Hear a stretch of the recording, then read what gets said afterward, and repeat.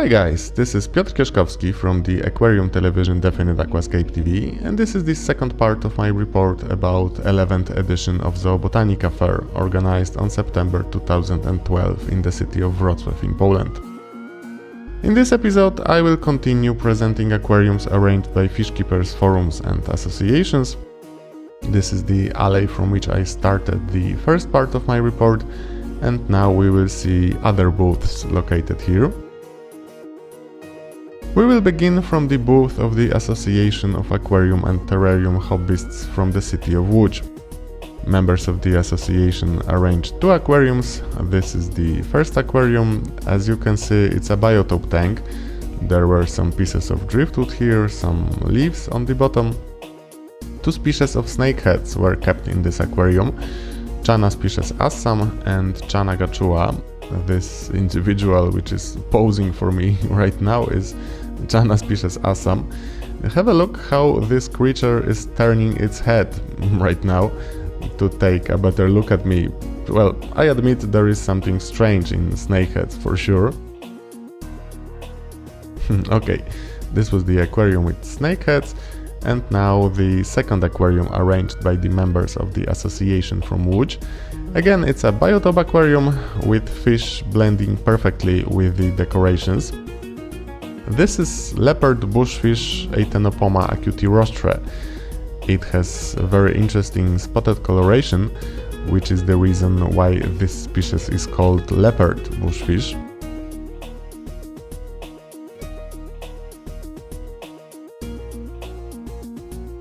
And this is the second species of fish present here, also very good in the art of camouflage. This is African leaf fish Polycentropsis abbreviata. Both species, as you might guess, are ambush predators. And here we can see that the leaf fish can swim very well using only its pectoral fins, without moving its tail fin at all. And it can swim like this both forwards and backwards. This allows the fish to get close to its prey, pretending to be a leaf floating in water. And this is the next booth, the booth of the Forum of Fishkeepers from Polish copper mines region. There was very interesting biotope aquarium here, imitating Central European water body with cold water plants and fish.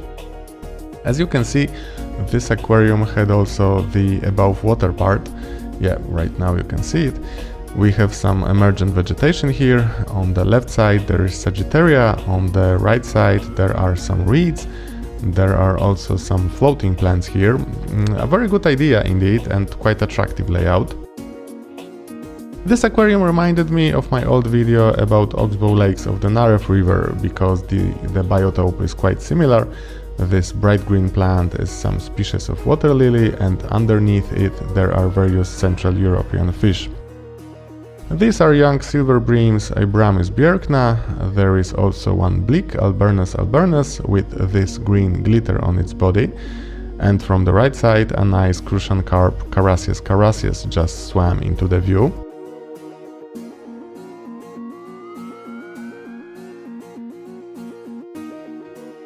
There was also a young Wells catfish Sileres glanis here, which was moving from time to time, but after a while it was always hiding again and staying motionless.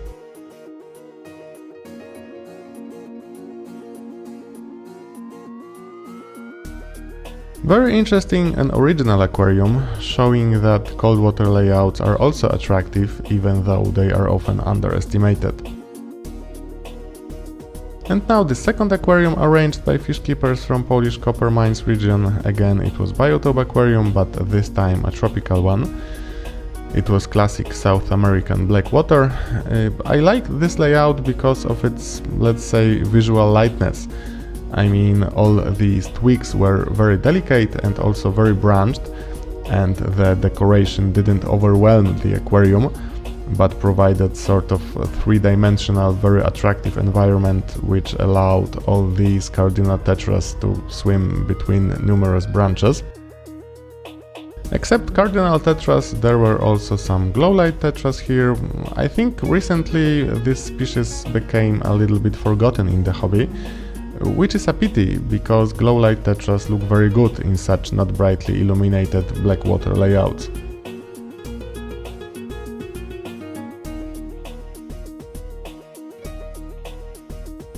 Okay, this was the second aquarium arranged by fish keepers from Copper Mines region, and now we go to the next booth, the booth of the Aquarium Forum of Lower Silesia. The highlight here was this bushy plant standing behind the aquarium, but first greetings from the members of the forum, hello. This bushy plant is catappa or sea almond, Latin name Terminalia catappa. Dried leaves of this plant are, for example, used for shrimps. This large bush was grown from seeds. It takes some time, but as you can see, the result is really impressive, and you can have your own homemade leaves of catappa. In the aquarium there were some large cichlids and also some catfish, but they were hiding all the time. Here we can see two large Oscars, Astronotus ocellatus, and one Mayan cichlid, Cichlasoma urophthalmus.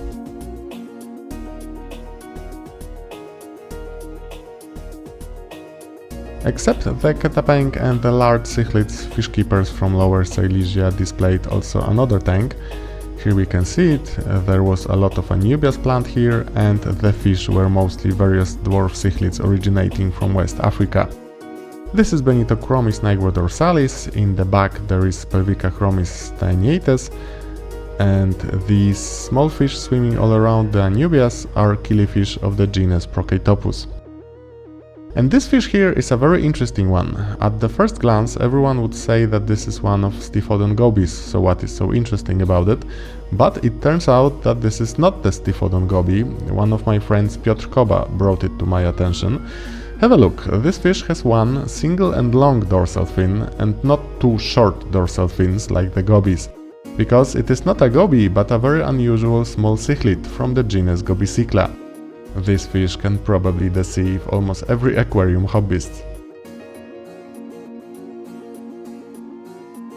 Okay, so this was West African biotope arranged by fish keepers from Lower Silesia, and now we go to the last booth in this part of my report, which is the booth of the Aquarium Forum from the Lubuskie region.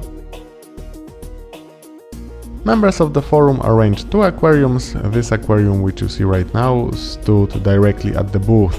It was stocked with large snakeheads, Channa melasomae. These fish would be great participants of the competition who blinks first. Have a look. Now I will deliberately show a longer fragment of the video without any cuts to show you how motionless this fish can stay. Note that the only moving part of its body are its gill covers. Have a look under the driftwood by the pectoral fin. If you take a closer look, you will notice that the gill cover is moving just a little bit, and the movement of the mouth sucking in the water is almost not visible at all.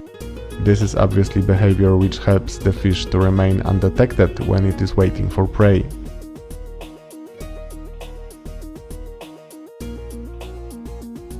Okay, so much about snakeheads, and now the second aquarium arranged by fish keepers from the Lubuskie region. This aquarium was actually a total opposite of the previous one, because first it was green here, and second there was always something going on. There was a large group of various barbs here. The brighter ones are Schuberti barbs, the dark green ones are green tiger barbs. There were also cherry barbs, Puntius. These intensively red individuals are males. And as usual in the aquarium with barbs, there was always a lot of action here. Barbs were chasing each other all the time, all over the aquarium. And here in the center, between the fragments of the driftwood, there was a favorite place of a particularly red male of the cherry barb. Very nice aquarium, red fragments of lava on the bottom, lots of driftwood, lots of microzorum, and this sandy beach in the front part of the aquarium. Okay, so now it's time to finish the second part of my report. Stay tuned for the next part, and I thank you for your attention. This was Piotr Kieszkowski from the Aquarium Television Definite Aquascape TV.